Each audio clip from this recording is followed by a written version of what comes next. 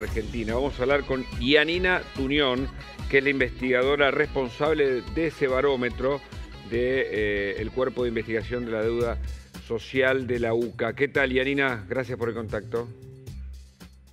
Hola, ¿qué tal? Un gusto hablar con ustedes. Bueno, la verdad que hacen un gran trabajo y nos sorprende este dato de la niñez pobre de la Argentina, ¿no? Que va en aumento.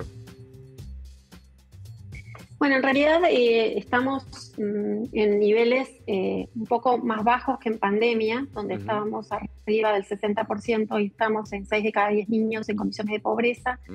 Dentro de este grupo tenemos un 13% en situación de indigencia, lo cual, bueno, habla de chicos que están en situaciones muy heterogéneas, porque tenemos mucha cantidad de niños, 8 millones, más de 8 millones de chicos en situación de pobreza por debajo de la canasta básica de alimentos y servicios.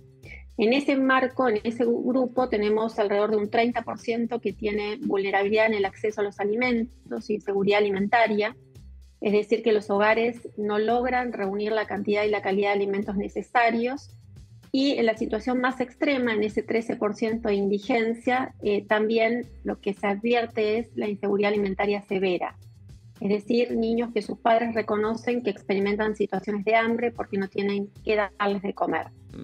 En este marco creo que lo más novedoso es el proceso de mayor protección social que se observa a nivel de mayores transferencias de ingresos, mayor ayuda alimentaria a los hogares con niños, y así todo no logramos producir una merma significativa en las situaciones más críticas, que son las de inseguridad y de extrema pobreza. Te hago una pregunta. Estamos por encima. Sí. Sí, Yanina, la niñez, como el grupo etario, ¿de qué edad quedaba? 0 a 17 años. 0 a 17. ¿Sabés qué población dentro de los 46 millones de argentinos están dentro de esa franja aproximadamente? Sí, 13 millones y medio de chicos. De 13 millones hay 8 millones en problemas. Y de esos 8 millones, 8 por 3, 24, hay 2 millones y medio, que es ese 30%, ¿no es cierto?, que están en una situación grave. Es decir, que tal vez se van a acostar sin comer, por ejemplo.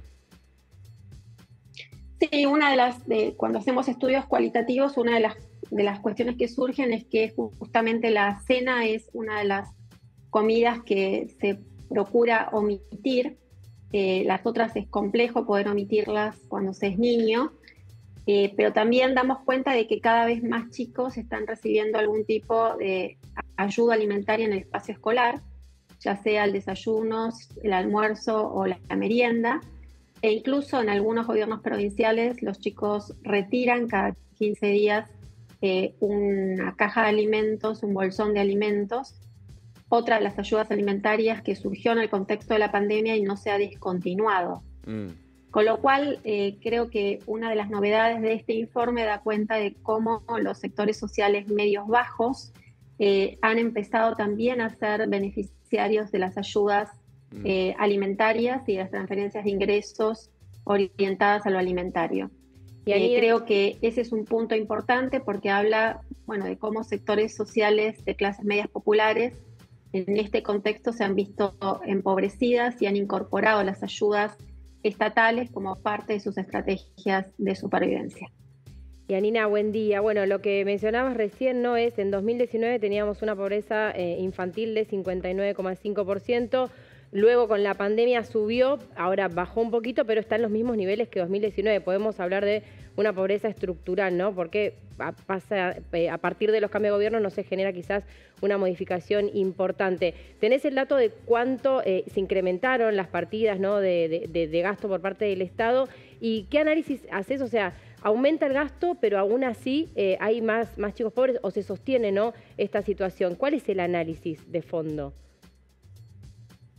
Bueno, lo que está ocurriendo es que todas esas transferencias monetarias a los sectores sociales más vulnerables se ven muy afectadas por el incremento de la inflación. Claro. Y el incremento particular del precio de los alimentos.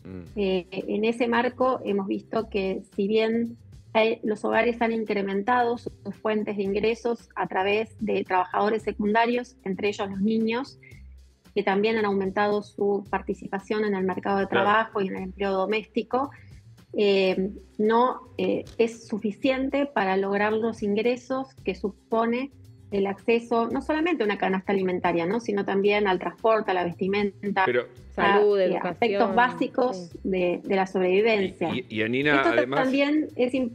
No, perdón, termina, disculpa.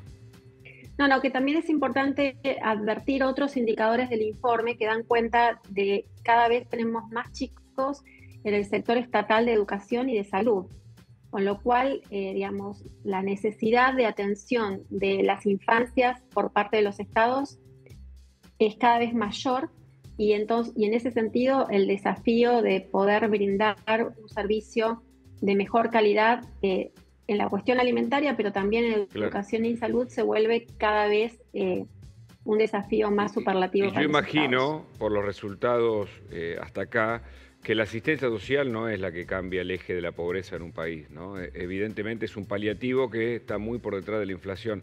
Ahora, la última, porque esto también afecta a la clase media. ¿Hay regiones más afectadas, supuestamente las del norte, o no?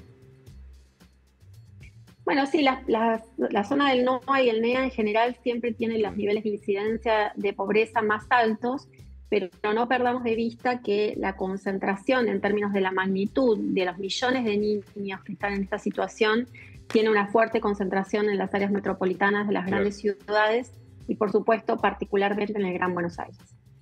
Yanina, muchas gracias por este contacto y felicitaciones por el trabajo que hacen. Muchas gracias a ustedes. Hasta luego.